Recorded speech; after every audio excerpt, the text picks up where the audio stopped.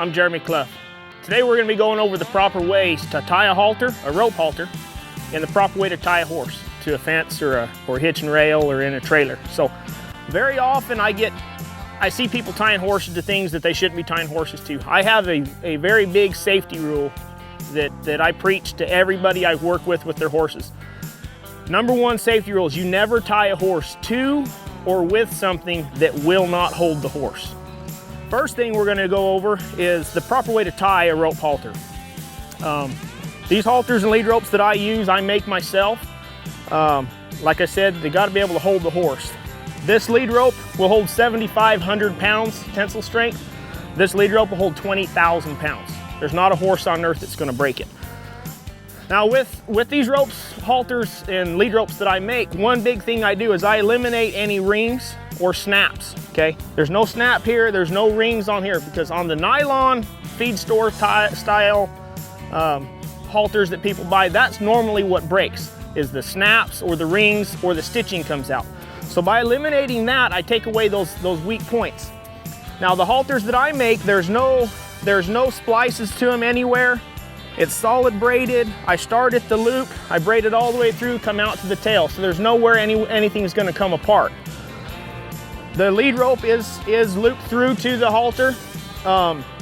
If you want to put a heavy duty snap on those, you can. And some of my lead ropes I do, the ones that I like to leave on young horses when I ride them for the first time, I don't want to take the halter off, I can just undo the lead rope. But for the most part, mine don't have any snaps on them and there's no rings, and that's just a safety thing. Once a horse learns that it can pull back and break away, then they're going to pull back more often. People like to use the tie rings or the blocker rings or whatever they're called. I don't really believe that concept of that little bit of tension. It might work for some people, but that's just not the way I do it. When I tie a horse or something, I want them to stay where I tie them. So now the proper way to tie this lead rope or this halter onto the horse, very often I see people doing it the wrong way, okay? When you tie in any rope halter, whether it's my style or you know, a Clinton Anderson or any of those others, when you tie it on, make sure you don't tie around the pole band here.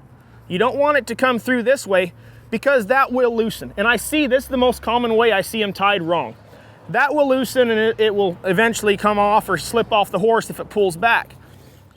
The proper way to tie it is you go through the loop, around behind it, behind the loop, and then through itself.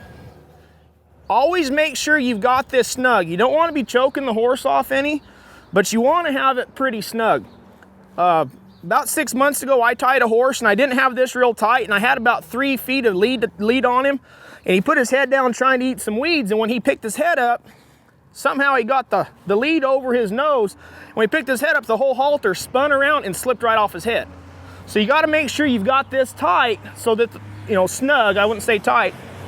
That way the horse stays there and it's not going to get away from you. But by tying this knot is actually called, it's a sailor's knot. It's called a sheep bend, and it's pretty similar to a square knot. And the reason for that is that it's not going to slip. There's no way that's going to slide and loosen up any. So that's the knot. I'll show you one more time here.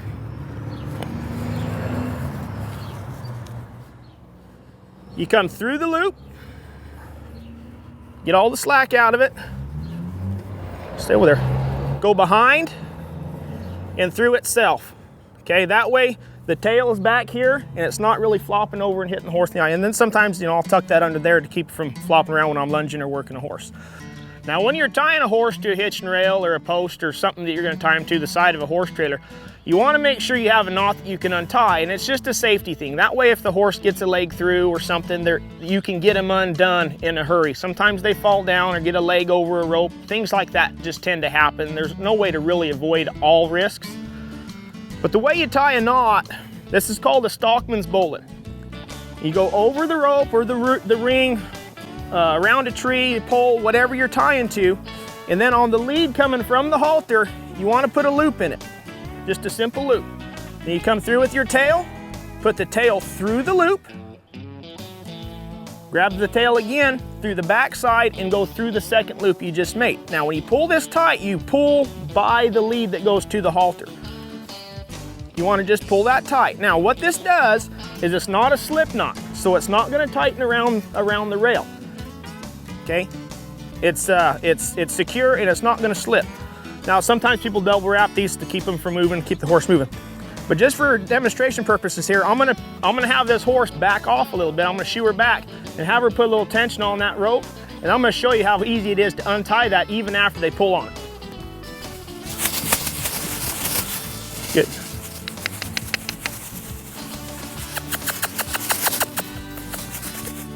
Okay, she's pulled back on a little bit. Not too bad because she's been desensitized quite a bit and worked with on that kind of thing. But she's pulled back on it and tightened that knot. Now all I gotta do is grab that tail and she's untied, okay? So if there's an emergency, you can get that horse untied. Now if a horse really sits back on it, you may have to pull a little bit more, but that's just a good safe knot to use to keep the horse from getting away and also being able to get loose when you need to in a safe way. Okay, now we're gonna go over the proper way to tie a horse in a trailer. I didn't bring the horse with me this time because I don't want to get in the way of the camera. But when you're tying a horse in a trailer, the higher you can tie him, the better. Now this trailer has a loop low and it has a loop high, and I recommend always tying high. That way that they can't get under it and flip it over or get around that lead rope, because sometimes when the horses get fidgeting around in trailers is where you have a lot of issues. Plus, having a window accessible to where you're tying your horse or a gap in the side of the trailer is very, very important. That way you can get a horse untied in a hurry without having to get in the trailer and risk getting hurt or injuring the horse more. Some horses get thrashing around, they can really tear you up in a trailer. Now the best way to tie a horse in a trailer, this is a little different. You can use the Stockman's bowline. From time to time I do use that, but a little different in these trailers. One, these rings aren't real heavy duty. It's not a big deal if the horse gets away because it's in a trailer, it's not gonna go anywhere. But a quicker knot that releases a little bit better than the Stockman's bowline, even under stress, but it doesn't have quite the strength to hold together.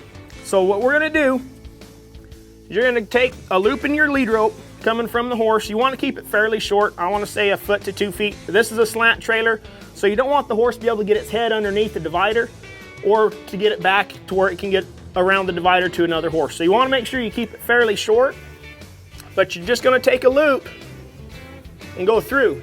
Now you're gonna put 3 twists in your loop, and then you're gonna take your tail and put through there and then pull tight by the one that goes to the lead. Okay, now that horse is pretty secure, but if you have an issue, you can get it untied really quickly. Another thing is, a lot of these lead ropes have knots on the end of the lead, like mine do here. I use that for a little persuasion when I'm lunging horses. Now if this knot is through here, it might tangle up or twist around. So by doing the Stockman's bowline, you have a little bit of that risk. But by doing it this way, you take the loop through, twist it 3 times, and just put the tail through on a loop. Don't pull it all the way through because you won't be able to get it untied. You pull that tight, when it comes undone, the whole thing comes out without anything having to go through the loop. So that's a big safety thing just to keep horses safe in a trailer. If something happens, they do fall down, they do slip. Some horses, it takes them a little while to get used to being in a trailer. So it's always good to have safety. Safety is #1 priority for us and our horses. Now today we've gone over 3 basic knots that I use a lot. Now I don't use a lot of other knots. I know a bunch of them. I was a Boy Scout, I work with Boy Scouts, so I'm always working on knots and trying to find things that work better. But these 3 knots that we went over today are the knots that I use every single day. Every horse I tie, I use these knots. And I've had a lot of success with safety with the horses and with people. So remember, when you're tying a horse to a rail or a tree or something, make sure you always tie it to something that's gonna hold it. They're not gonna break it. I love tying horses to trees. I always gotta make sure there's not a branch or something horse gonna poke an eye on. But trees are most likely, if they're big enough, the horse is never gonna pull one over. Fences and panels, I always get a little leery at because they do have a little give to them. So make sure you tie your horse to something that will hold it, with something that will hold it. Now these halters and lead ropes, you can get off my Facebook page. If you go to Facebook and search Horse Tamer, Jeremy Cluff, you go to my page and see a whole line of things that I make, from spurs, halters and lead ropes, reins, lunge lines, hobbles, several other things that I make there that are always available. You can just send me a message with pricing and I can get things shipped out to you, not a problem.